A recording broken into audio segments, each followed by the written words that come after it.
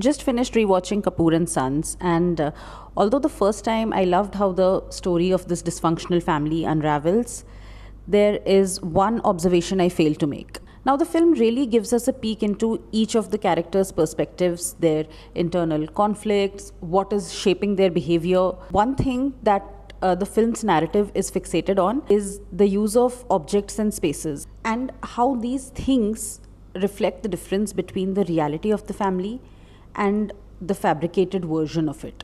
Let's start with the most important one, the family photograph, which is Dadu's dying wish. Now, on the face of it, this family portrait will capture their legacy and will show a perfect family, but won't really tell the story of what this family has been through in reality. It'll just be sort of an illusion.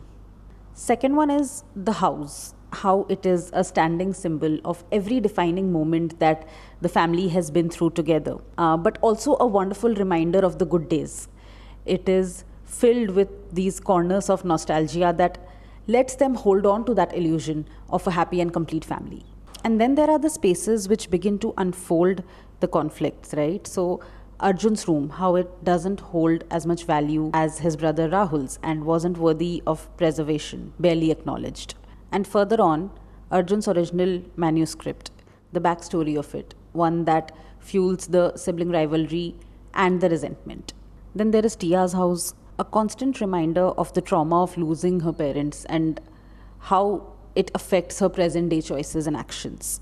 If you look at it closely, all the characters are clinging on to the idea of what could have been, or how things were, and not willing to face how things are in the present. There is an underlying pattern of avoidance in each of the characters, because ultimately each of these characters find their path to closure through confrontation. Arjun confronts his mom and his brother about the manuscript. Rahul confronts his mother and comes out to her. Harsh and Sunita finally communicating and their impending reconciliation.